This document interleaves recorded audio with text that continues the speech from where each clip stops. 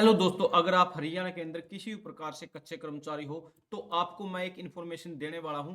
हरियाणा कौशल रोजगार निगम वाले हो, कच्चे कर्मचारी हो, अडोब बेस पर डीसी रेट पार्ट टाइम या अन्य किसी भी outsourcing policy part one part two. तो सबसे पहले तो आपको लगातार इनकी अपने डिपार्टमेंट की जितनी भी अपडेट है उनसे लगातार जुड़े रहना होगा, क्योंकि दोस्तों कोई भी इंफॉर्मेशन ऐसी जो कहीं ना कहीं आपको नुकसान ना पहुंचा दे। इसलिए आज 28/1/2025 जितने भी प्रकार के कच्चे कर्मचारी हैं उन सभी की सुर्खियां देख लेते हैं फटाफट में, बगैर टाइम वेस्ट किए। उससे पहले अगर आप चैनल पे नए हैं तो फटाफट से चैनल को सब्सक्राइब कर लीजिए। सबसे पहले मैं थोड़ा यहीं से शुरू कर लेता हूं। हरियाणा में 5 साल में 2 लाख सरकारी भर्तियां बिना पर्ची बिना खर्ची करेंगे, मुख्यमंत्री नायब सिंह सैनी है। दैनिक सवेरा के सवाल पर मुख्यमंत्री ने कहा 1,20,000 की जॉब सुरक्षा कर दी गई है। यहां पर मुख्यमंत्री नायब सिंह सैनी का जवाब, 1,20,000 जो कच्चे कर्मचारी है उनको जॉब सिक्योरिटी दे दी है। हमने 25,000 बच्चों को ज्वाइन लेटर दिए हैं, आपके सामने वह दिया है। आप कह रहे हैं कि पिछले 10 वर्षों में 1.76 लाख की बात कही थी, परंतु हमने उसके साथ आप ये देखिए कि हमने 1,20,000 बच्चों को सुरक्षित भी किया है। 1.7 नहीं बल्कि 2.96 लाख हो गए। हम अपना 2 लाख का टारगेट पूरा करेंगे ना।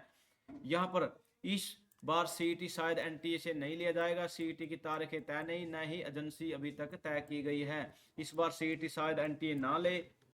यहाँ पर देखिए दोस्तों, केयू कर्मचारियों ने अनुभव व जॉब सिक्योरिटी को लेकर सौंपा ज्ञापन। कुरुक्षेत्र यूनिवर्सिटी में कौशल रोजगार निगम के तहत कर्मचारियों ने मांगों को लेकर इंद्री विधायक यहाँ सभी को अपना कश्यप को ज्ञापन सौंपा है। कर्मचारी पवन कुमार, लखपत सिंह, विजेंद्र कुमार, अजय, मनोज कुमार, शिव कुमार, ऋषिपाल, जोगिंद्र, सुरेंद्र वह सभी के सभी कर्मचारियों ने कहा कि वे 10 से 15 दिनों से ठेकेदारी प्रथा पर आउटसोर्सिंग पॉलिसी पार्ट वन के तहत कुरुक्षेत्र विश्वविद्यालय में कार्य कर रहे हैं। इसी बीच सरकार ने हरियाणा कौशल रोजगार निगम की स्थापना की थी, जो कि एक सराहनीय पहल थी। मई 2022 से कुरुक्षेत्र विश्वविद्यालय में लगे हुए हम कर्मचारी भी हरियाणा कौशल रोजगार निगम के अधीन हो गए। अब सरकार ने कर्मचारियों के हितों को देखते हुए आउटसोर्सिंग पॉलिसी वन व आउटसोर्सिंग पॉलिसी टू के तहत 5 से 7 साल या उससे अधिक वर्षों से कार्य कर रहे कर्मचारियों का रिकॉर्ड लेटर के तहत मांगा है। इस पत्र के अनुसार हरियाणा कौशल निगम के तहत लगे कर्मचारियों का डाटा एचकेएन पोर्टल से लिया जाएगा, लेकिन कुरुक्षेत्र विश्वविद्यालय ने कर्मचारियों का कार्य अनुभव पोर्टल पर 23/12/2019 से दिखाया है। यहाँ पर बिल्कुल बिल्कुल यहाँ पर हरियाणा सरकार चतुर्थ श्रेणी यानी कि ग्रुप डी कर्मचारियों की मांगों को लेकर गंभीर नहीं है।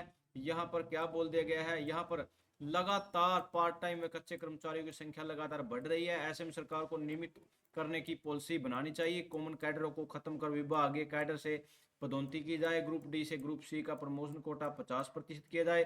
वर्दी भत्ता पहले की तरह सैलरी के साथ ही दिया जाए। यदि वर्ष में एक बार रसीद से भुगतान होगा तो जीएसटी का बोझ और भ्रष्टाचार भी बढ़ेगा। इससे कर्मचारियों को अनेक समस्याओं का सामना करना पड़ेगा। मांगों को जोर शोर से उठाया। इसमें पुरानी पेंशन बहाली, वेतन विसंगतियां दूर करने, बिना शर्त के एक्सग्रेसिव पॉलिसी लागू करने, कच्चे कर्मचारियों को भी लाभ देने, 2 लाख खाली पदों को भरने, स्थायी भर्ती करने व समय समय प्रमोशन देने, 12 लाख कर्मचारियों को स्थायी भर्ती करने, निजीकरण पर रोक व अन्य शामिल की जाए। जी हाँ दोस्तों, यहाँ पर देखिए दोस्तों, यहाँ पर सभी के सभी यहाँ उपस्थित रहे। आप सीपीएलओ को देख लीजिए। सीपीएलओ क्रेडिट पंचायत लोकल ऑपरेटर। जी हाँ दोस्तों, दो एग्जाम देने के बाद 1,000 रुपये फीस पे करने के बाद आज तक भी वो धक्के खाने को मजबूर है। किसी प्रकार से कोई सुनवाई नहीं है।